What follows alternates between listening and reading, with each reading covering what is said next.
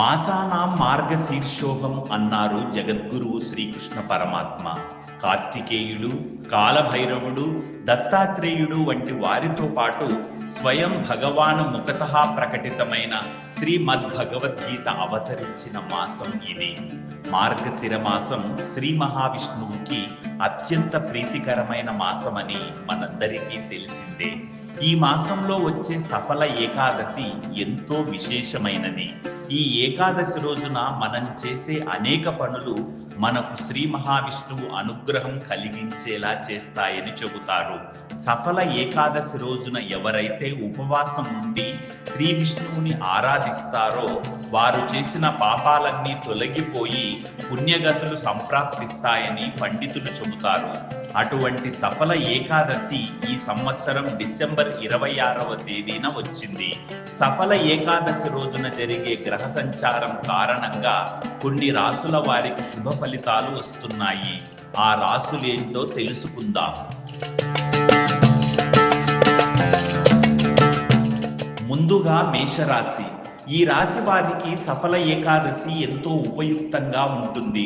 ఎంతో కాలంగా ఎదురు చూస్తోన్న విజయాలు ఈ సఫల ఏకాదశి సందర్భంగా మేషరాశి వారికి సొంతమవుతాయి.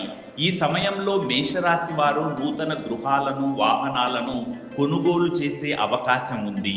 కుటుంబ సభ్యుల మధ్య మంచి సన్నిహిత సంబంధాలు నెలకొంటాయి. చేసే వ్యాపారంలో కుటుంబ సభ్యుల మద్దతు లభిస్తుంది.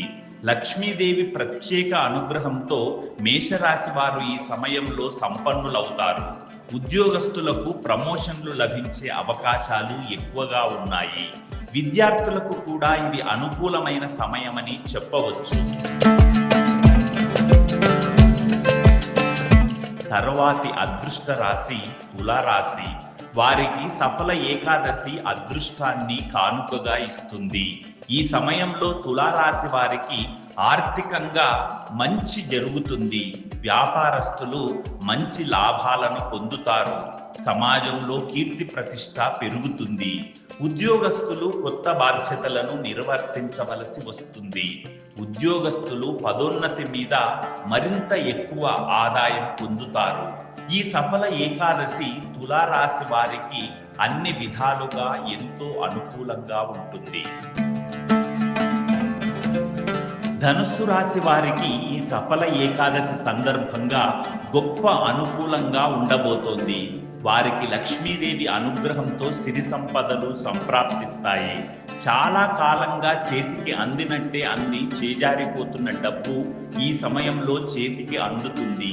ఇంట్లో కుటుంబ సభ్యుల మధ్య నెలకొన్న చిన్న చిన్న మనస్పర్ధలు తొలగిపోయి కుటుంబంలో శాంతి నెలకొంటుంది. తీర్థయాత్రలు చేయగలుగుతారు. ఈ సఫల ఏకాదశి ధనుస్సు రాశి వారికి వరప్రదాయిని అని చెప్పవచ్చు. ఇక సింహరాశి. ఈ సింహరాశి వారికి సఫల ఏకాదశి ఎంతో శుభప్రదంగా ఉంటుంది. ఈ సమయంలో సింహరాశి వారి ఆర్థిక పరిస్థితి ఎంతో మెరుగుపడుతుంది.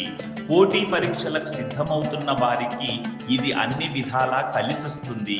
చాలా కాలంగా పరిష్కారం కాని సమస్యలు పరిష్కారం అవుతాయి. బంధువుల మద్దతు లభిస్తుంది. అనారోగ్యంతో బాధపడే వారికి ఆరోగ్యం నయమవుతుంది. వృత్తి ఉద్యోగాలు ఎంతో ఆశాజనకంగా ఉంటాయి.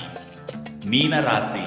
మీనరాశి వారికి ఈ సంవత్సరంలో సఫల ఏకాదశి శుభ ఫలితాలను ఇస్తుంది.